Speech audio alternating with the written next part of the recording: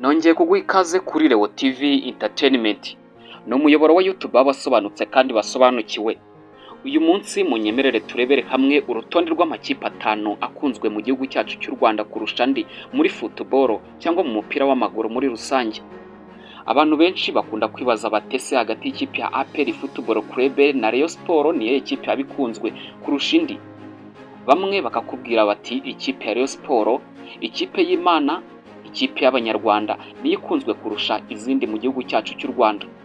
Ariko wagera ku mufana w'ikipe ya APR Football Club akakubwira ashimangira yuko ikipe ifite abafana benshi mu gihugu cyacu cy'u Rwanda ari ikipe ya APR Football Club, Gitinyiro cy'Abareyo, Club Giant n'andi mazina yose bakunda kuyitazira.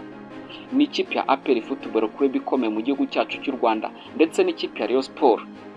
Uyu munsi rero munyemerere turamburire hamwe igitabo kitwereka amakipe 5 akunzwe mu gihugu cyacu cy'u Rwanda kurusha andi, cyangwa mu rurimi rw'icyongereza ukavuga uti ni the top 5 most popular football clubs in Rwanda 2026. Ese wahoraga wibaza kino kibazo? Tugiye kwana muri iki kiganiro. Nitwa Leo Dukuze, ngwaye ikaze.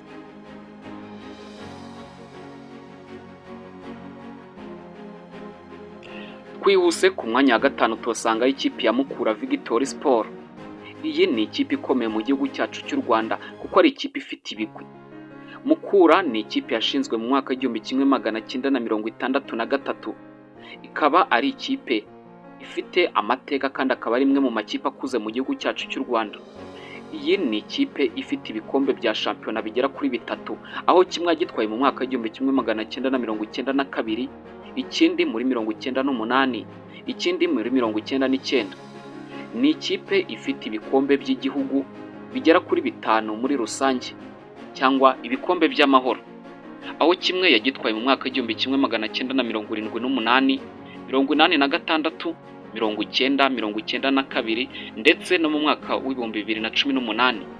Mukura Victory Sport ni ikipe ifite abakunzi benshi cyane mu gice cy'Ibutare cyangwa Ihuye muri rusange, dore ko ariho iyi kipe ya Mukura Victory Sport ituruka.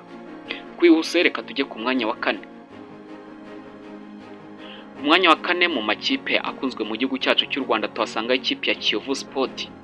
Kiyovu Sport ni ikipe ikunzwe mu gihugu cyacu cy'u Rwanda kandi akaba ari ikipe ikuze kuko ni ikipe yashinzwe mu mwaka 1964. Iyi akaba ari ikipe ifite ibikombe n'amateka kuko ifite ibikombe bya shampiyona bigera kuri 7, aho kimwe yagitwaye mu mwaka 1968, 70, 83, 89, 90, 92, ikindi igitwara mu mwaka 1993. Iyi akaba ari ikipe ifite ibikombe by'igihugu bigera kuri 2 muri rusange.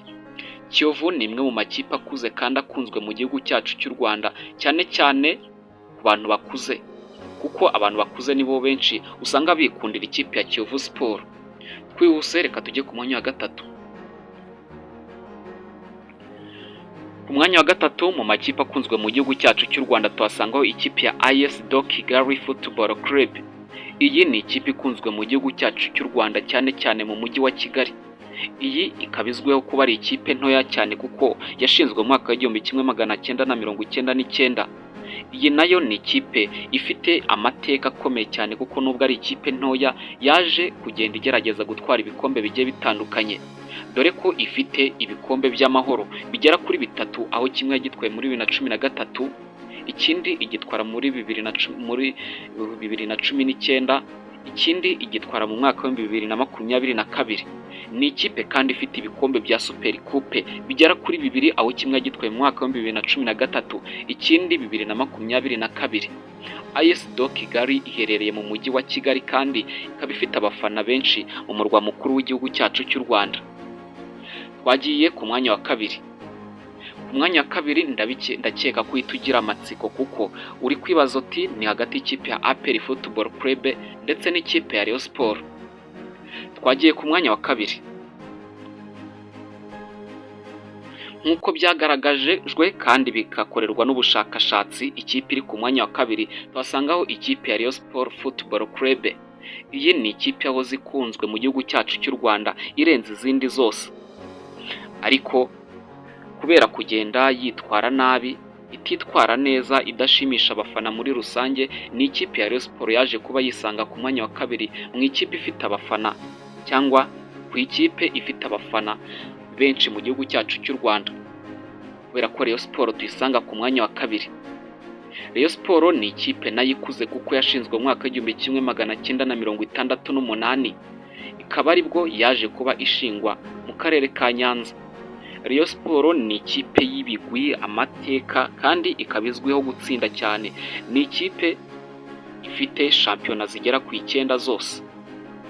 Ni ikipe kandi ifite ibikombe by'amahoro bigera ku 10 na Super Coupe ebyiri, ndetse ikaba ifite na Sekafa Kagame Cup imwe. Ikaba ariyo kipe yakoze amateka yo gukura Sekafa hanze y'igihugu cyacu cy'u Rwanda. Iyi Sekafa ntago twayibagirwa kuko yaje kuba itsindirwa n'ikipe cyangwa ikipe ya Rayon Sports yaje kuba yegukana Sekafa iyikuye hanze mu mwaka w'1998. Rayon Sports ni imwe mu makipe afite abakunzi benshi mu gihugu kandi ifite amateka akomeye muri shampiyona y'u Rwanda. Twihuse reka tujye ku mwanya wa mbere. Ese waba ufite amatsiko yo kumenya ikipe iri ku mwanya wa mbere? Nanjye amatsiko rwose ndayafite, ariko niba tugeranye hano, banza ukore kuri subscribe kuri uyu muyoboro wa YouTube w'abasobanutse kandi basobanukiwe witwa Leo TV Entertainment. Icyo nagushishikariza ni ukwakora kuri subscribe kandi ntiwibagirwe no gufungura ku nzogera kugira ngo tujye twibanira buri munsi. Twagiye ku mwanya wa mbere.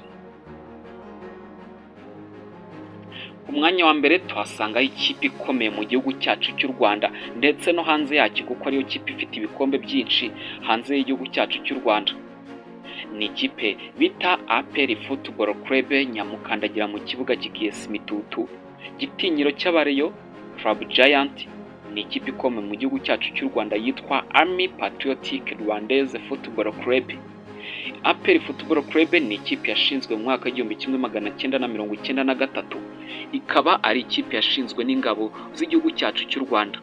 Ni ikipe ifite ibikombe byinshi, kikaba ari nacyo kiri gutuma ikipe ya APR Football Club yigarurira abafana benshi mu gihugu cyacu cy'u Rwanda, kuko abafana benshi usanga bava no mu ikipe ya Rayon Sports bakajya mu ikipe ya APR Football Club kugira ngo barebe ko baronka ibyishimo. Ni ikipe ifite shampiyona zigera kuri 23, kandi ikaba ari niyo kipe yegukanye shampiyona nyinshi kurusha izindi mu gihugu cyacu cy'u Rwanda.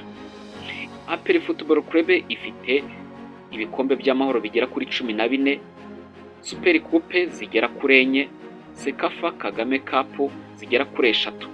Aho Sekafa Kagame Cup ya mbere yayitwaye mu mwaka wa 2004, indi iyitwara muri 2007, indi iyitwara muri 2010. Ikipe ya APR Football Club niyo ifite ibikombe byinshi kugeza amagingo aya ngaya mu gihugu cyacu cy'u Rwanda ndetse no hanze y'igihugu cyacu cy'u Rwanda. Kandi ikipe ya APR Football Club niyo igerageza kwitabira amarushanwa ya CAF inshuro nyinshi kuko ni ikipe itajya buri gikombe buri mwaka.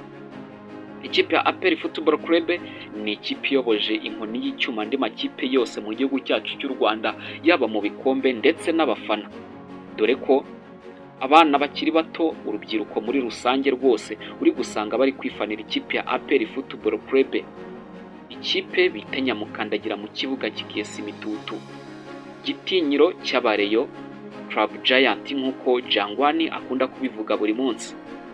Uru rwari urutonde rw'amakipe akunzwe mu gihugu cyacu cy'u Rwanda. Twari turi kumwe, nitwa Leo Dukuze. Icyo nagushishikariza ni uko wakora kuri subscribe. Ikindi kandi icyo nakwifuriza ni uko amafufu n'amafaranga byakomeza kugufubika maze ugakomeza kugubwa neza. Thank you so much.